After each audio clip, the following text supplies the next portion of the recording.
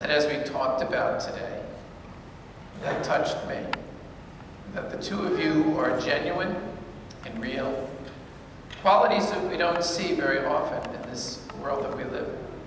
We see a lot of phoniness, a lot of plastic, a lot of people trying to be something they're not. And what's refreshing is to see a couple that genuinely, who you see is what you get. And that's the greatest gift that the two of you bring to each other.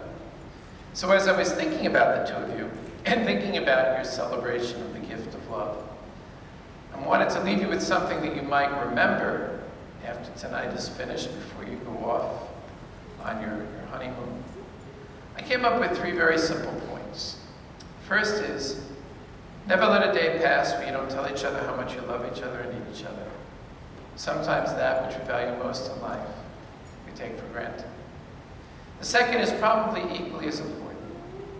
Never let a day pass where if you become mad or angry, that you go to bed mad. You're both very giving and generous people. You have demanding jobs, but you're also very available to your family and to your friends. And it's easy when you're generous like the two of you are, to become anonymous strangers, all in the name of being nice to the world. And instead of growing closer, you grow apart. And you wake up one day and you don't know the person who's laying next to you. Honestly, I hope you have a lot of fights. So it's a lot of yelling and screaming. It's good for the cardiovascular system. You'll live to be old. But the last quality that I think is the most important one, and I think I can say this from the reference point of over 30 years of presiding at weddings and trying to think about why so many couples who sat where you're sitting right now aren't together. It's because they don't have this quality that I think the two of you possess that's so critical. And that is, never let a day pass where you don't talk and listen with your hearts. Because if you talk and listen with your hearts, there'll never be anything or anyone that will put a wedge between the love the two of you feel for each other. You will always have what you need to navigate life's crazy highway and have the tools to work through whatever makes life stressful and difficult. You've asked God to bless this marriage. It's not a God of religious artifacts or stained glass windows or the things that you learned in your religious education classes. It's much deeper than that. It's a God that lives within both of you. And now you're asking this God to become one with you as you stand before this God and ask for God's blessing. It's a God that will give you the eyes to see the rainbow beyond the storm, to see the sun beyond the clouds.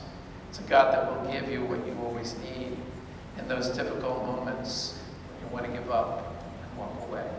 That's the God that we're asking to bless you on this your marriage day. And lastly, I asked you to write those letters. And they're great letters. Spell check does wonders. The grammar and spelling as an English teacher for 30 years, it was pretty good. Now, I'm not so sure you know what I was going to do with these letters.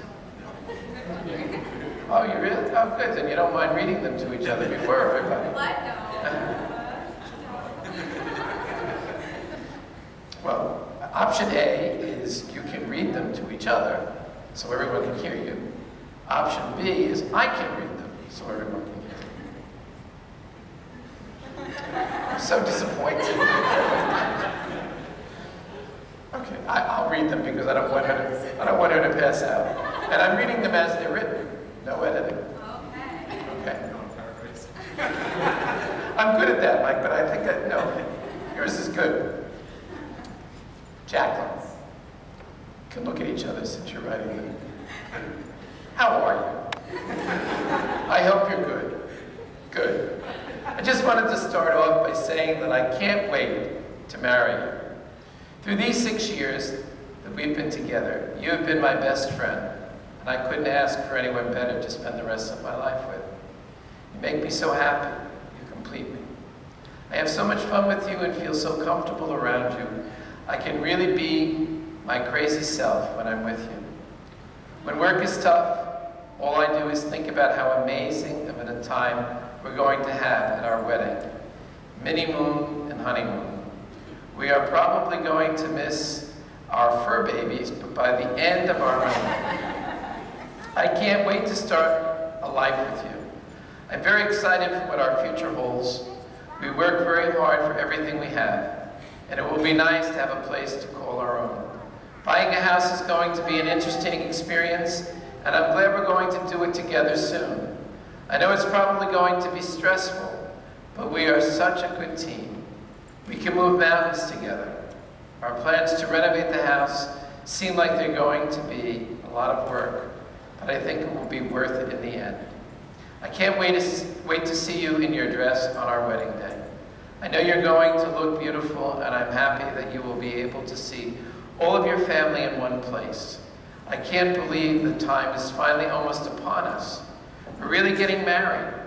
When we agreed to have our wedding at Larkfield, that late winter day, when it was in the very first phase of early construction, the date seemed like it was a lifetime away. Now that we have such a short time left, things are moving so very fast, and it's going to be over before we know it. Regardless of anything that happens, like I said, in the end, it's just going to be me and you. I will be by your side in sickness and in health. I want to spend the rest of my life with you because you treat me as you want to be treated. You are the most caring person that I've ever met. What you do for a living is a good example of who you are as a person, because you're able to care for your participants so much. I know how much you care about them when they aren't doing well. It shows in you. All these things just make me love you for the beautiful person that you are. You do so much for your family and your friends. It's funny, when I think about how much I've changed in some ways since I met you. I hated country music. Thought sushi was disgusting. Wouldn't eat anything with spices on it. Thought vegetables were gross. And now I've been opened up to it, a world of different things by you. When I write down, it kind of seems like I'm just talking about food. But I know there are other things that I'm just not able to think of right now. I'm happy to say you truly made me a better person. I look forward every day to be able to come home to see you. If I'm in a bad mood or something, just the sound of your voice calms me down. When you're around, things just seem to get easier, if that makes any sense. You give me the confidence I need to get through anything. These are all the reasons I want to spend the rest of my life with you. I love you, Jacqueline Ann Conroy. I will love you always, Michael McManus. You can clap.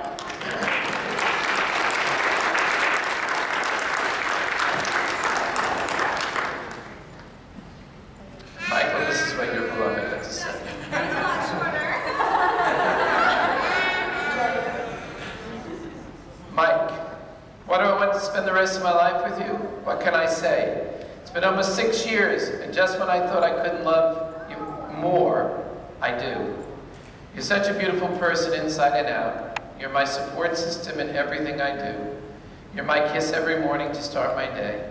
So it always starts off on the right foot. My best friend at the end of a great day, and my teddy bear to come running home in tears to after a bad day. You help me rethink things I should.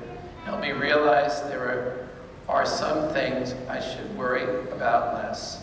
You constantly are there for me through thick and thin, and constantly remind me of what a good person I want to be. No matter what happens throughout my day, good or bad, you are the person I call to tell. And in the middle of the worst situations, I always say to myself, it's okay at the end of the day. I come home to Mike. They say, you are what you surround yourself with. We share the same group of friends, and they all are such great people. That says a lot. But babe, you're my best friend. That's you. Honestly, when everyone is ready to go out in the night life, it's a hard decision for both of us. Do we go out and have fun with our friends, or stay at home and watch some movies and have an even more fun time? Either way, we're together and are bound to have a great time.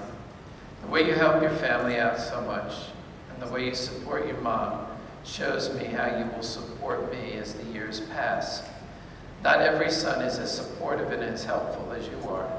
You are constantly bending over backwards to make sure everything between your brother and your mom and everything your sister needs is taken care of. Now you're reaching out to help your dad. Now as the two of you slowly strengthen your relationship. It's amazing to me. I idolize you for that. The way you love, the way you have made family into yours too. I can't even put into words how much that means to me. My entire family loves you, Mom and Dad especially. I sometimes think that they might love you more than me. My mom sees how you adore me and sees how much love we share. This is why she's constantly reminding me, you never let that one go. And my dad has said to me before, you marry him, and if not, I'm adopting him. It feels so good to know we're not the only ones that feel and see the love we share. Everyone around us sees it too. We have a very special thing here that I'm not willing to ever give up on, ever. There were a few years of my life when I moved out of state that I felt like I had lost everything, had no direction, felt so lost and alone. Sent from God, you saved me. The moment I met you, my life changed for the better. I've never felt so whole. Over the years, throughout a long-distance relationship when you were away at college, to living at your mom's and getting our apartment, we built such a beautiful life together, fur babies included. I thank God every single day for sending you. I think I've told you this before, but growing up, you know how every little girl dreams of her wedding day and future. I did, but strangely enough, the husband never had a face. Ever since we began dating, that man has a face. Therefore, you've made all my dreams come true. And that's why I can't wait to spend the rest of my life with you. Love, Jacqueline, the soon-to-be Mrs. McManus.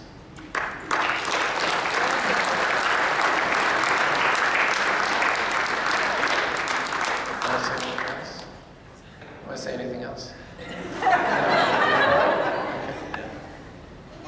You have to stand for this, I'm sorry. Over here? Yeah, in the center. It's you. You face each other because you're married anyway. Oh, yeah.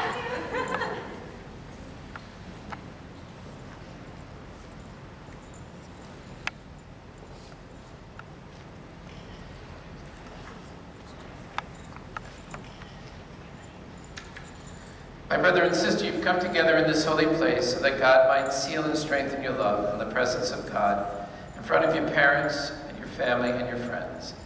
In this way, you will be strengthened to keep mutual and lasting faith with each other and to carry out all the other duties of married life. So, Michael and Jacqueline, in the presence of God, I ask you to state your intentions for each other.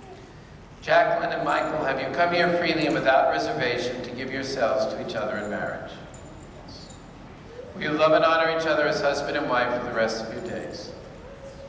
Will you accept children lovingly from our God and bring them up according to the Lord Christ and his church? Since it is your intention to enter sacred marriage, look into each other's eyes and declare your consent before God as people. I, Michael, take you, Jacqueline, to be my wife. I promise to be true to you. In good times and in bad. In sickness and in health. I will love you and honor you all the days of my life. I, Jacqueline, take you, Michael, to be my husband. I promise to be true to you. In good times and in bad. In sickness and in health. I will love you and honor you all the days of my life. My brother and sister, you've declared your consent before God and his people. May the Lord in his goodness strengthen your consent and fill you both with his blessings. But our God is joined, people must not divide.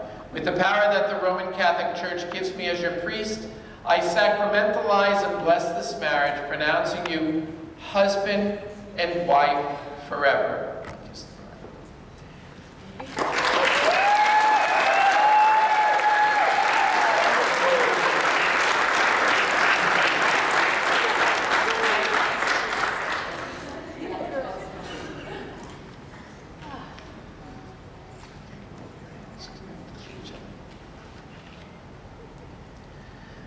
Michael and Jacqueline, before you exchange rings, I ask you to hold each other's hands and look closely at them.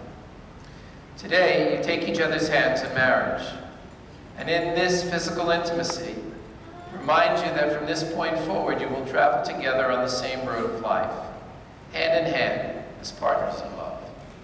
For these hands are that of your best friend, young and strong and full of love for you, that you're holding on this your wedding day. You promise to love each other today, tomorrow, and forever. These are the hands that will work alongside yours as together you build your future.